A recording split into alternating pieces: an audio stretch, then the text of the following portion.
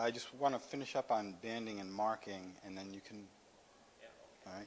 So another way we get data, I talked about that this transmitter is surgically implanted and it transmits to a satellite and that data is collected.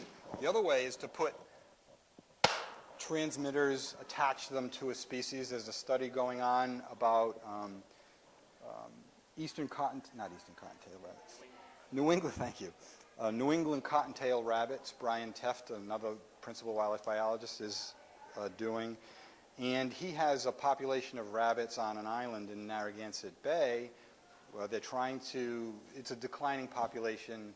They're trying to see whether they can get them to reproduce naturally and hopefully reintroduce them into the environment. So Brian has rabbits radio transmitted on this island, and he goes out regularly to see how the rabbits are doing and where they are, what kind of habitat they're using. And he uses this receiver here, which this is, you know, high-tech 1950s technology that's still valid today and widely used. This is to put a transmitter on a species and then just follow it, its movements, using this. So you go out in the field, every transmitter transmits on a unique frequency. You can set your frequency using these dials here to the individual that you want, and you use this antenna. Sometimes these antennas will be mounted on vehicles, depending on what your range is, the situation. Brian goes out with this. He got his frequency. Now I have placed a transmitter out in the lobby somewhere, and basically this is what you hear.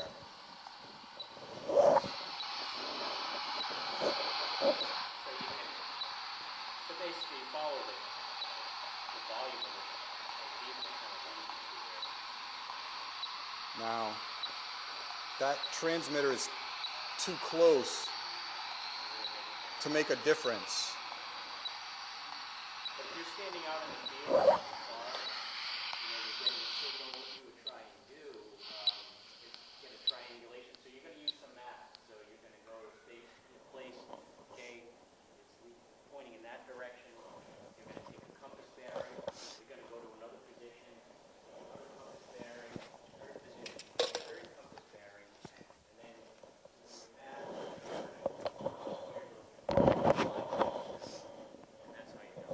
or, I mean, you can literally follow it right through, but if you don't want to disturb the animal, you just want to figure out what it's doing without disturbing it. That's the way you do it. Yeah.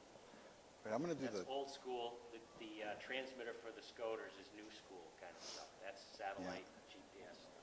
Yeah. I just wanted to, if you could help me put this on the table, Charlie. This, yes. Are there any, pardon?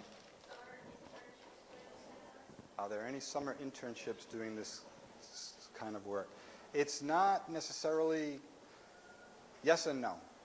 We hire seasonal employees all the time to help us out with projects, and that's how Josh started out with his waterfowl studies. If you're interested, there are applications and job descriptions on DEM's website. They've already started hiring. They start accepting applications in February. So you have to be over 18 now, I think. Typically, we hire from the college ranks. Yeah. That, yeah. So before I turn it over to Charlie, I just want to mention two other, one big piece of equipment first. As opposed to the bucket launcher, this is a tub launcher. So it has this tub in front of it. It's a larger net. It works the same way with projectiles that are fired the same way with a blank cartridge in a chamber. It's the expanding gas of the cartridge that goes through this manifold and forces these projectiles out and takes the net with it. And it goes over and captures specimens. This is set up on the ground. It's not something that's carried. It's stationary. So you have to bring the animals to you. So commonly use a bait of some sort. We use this to capture ducks, although we've abandoned this in favor of another technique.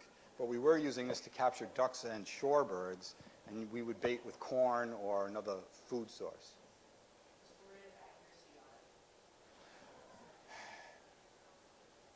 It's not like a gun as far as accuracy goes. Because it's a net, it shoots out over a wide expanse. So the idea, I'm sorry? It depends on the range and size of the net and how well you have set up the trap. Because if you bait properly, when we bait with corn, we bait a line of corn, narrow line about as long as these two tables, for days on end. And the ducks come up eventually, they start eating the bait, and when they eat the bait, they put their heads down and they gorge themselves for 5 minutes, and then they're gone. So one day, we get up earlier than usual, and we put a net down behind the bait, and we camouflage it so they can't see it, and then we go sit in the woods, and the net is attached to rockets. And at the appropriate time, when those ducks have their heads down, we shoot the net over them. Now that net is 30 feet by 50 feet, and you can't use a blank cartridge to propel basically a controlled explosion in a pipe bomb this big over them. So you have to use an explosives charge. And this is the charge that goes into the pipe. Of all things, I forgot a rocket, which I'm sorry about. But I did remember the charge. These are highly, highly regulated explosives, and there are only, as far as I know, 3 people in the state that are legally allowed to have it, and I happen to be one. Lucky you. So this propellant is pelletized ammunition. Most of it is made up of 244 millimeter howitzer ammunition that was released by the U.S. military to a vendor. And there is, you see this wire sticking out of the back. Inside here there's a thing called an electric match, which when an electric current is sent through that match, it pops, which then ignites the rest of this charge, which then propels the rocket, which carries the net over the ducks. Yes? I'm sure it does, but by the time they, yeah. It sounds like a firework when it's being shot, that boom sound, you know, that you hear from afar. It sounds like that, but by then the net is already in motion, and the birds that were at the trough are caught. Other birds that may not have been under the net at the time or in the vicinity, they usually leave. It's not really an explosion. No. It's more of like a propulsion kind of Right. Right. A controlled explosion.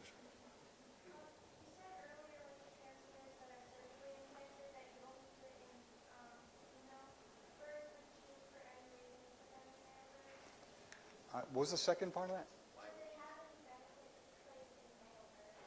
Sure, absolutely. So the question is, we talked about implanting the transmitters in female birds, and your question was about, was there a benefit to doing it in male birds?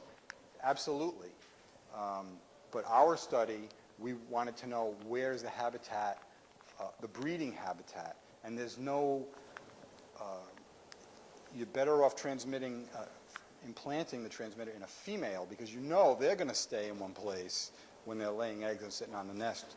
Whereas if we wanted to know what the males do during the breeding habitat, if that was a study, we could implant the transmitters in males. All right, so with that, I'm going to turn over the rest of Charlie so he can talk to you about some other stuff.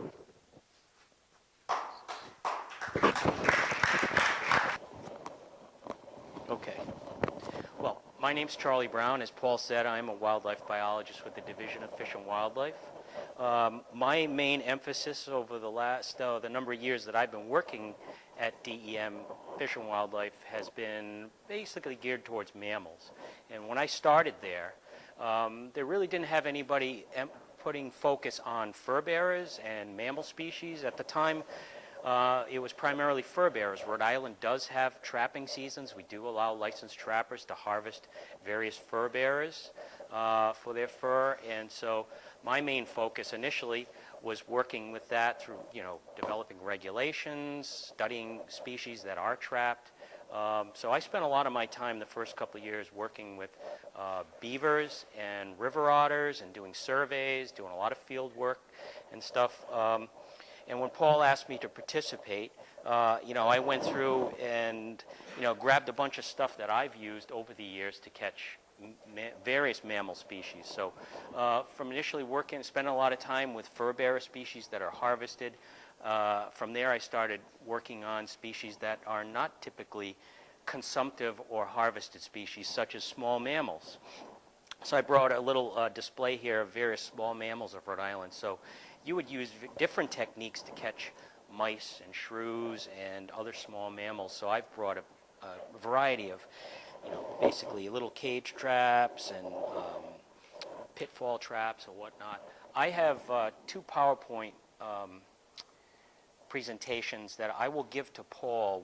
One that I did on, I didn't want to bore you with that stuff today, but several years ago I did an Envirothon workshop, and I did a PowerPoint on regulated trapping in Rhode Island. So I'll get that to Paul, and whatever mechanism that you guys can look at that.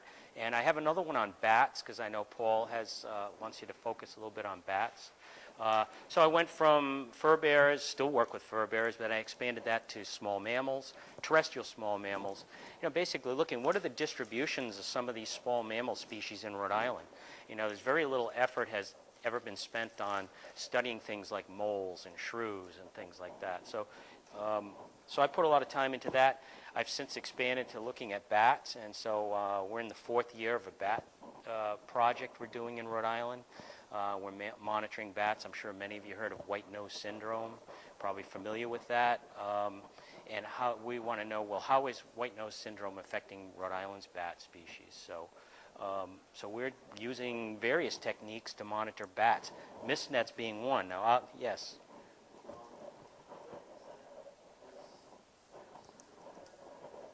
It's a fungus. Okay, white nose syndrome is a fungus. It was first discovered or documented in the United States in 2006 in New York State. People caving, casual cavers and not bat biologists, noticed that the bats in the caves that they were in had this funny white substance, fuzzy kind of appearance on their muzzles, and took some pictures of that, sent it to the state biologist, said, wow, I noticed there's something really strange, odd. So I started looking at it. The next thing, they go to look, and they're finding bats dying in huge numbers. So from 2006 to today, it's been documented in, I think, 16 states and at least several Canadian provinces. It's a fungal disease that caught everybody by surprise. Where did this come from? What is it? They didn't even know it was a fungus at first. They didn't know, well, is the white stuff they see, the problem, or what's causing these bats to die? But, in some species of bats, like little brown bats, the mortality rate in the eastern United States has been about 95, 98% of bat numbers. They've declined by 98% in some species. So this is like the biggest catastrophic event that's happened in wildlife in recent times. I mean, it's hard to compare it to anything else. I mean,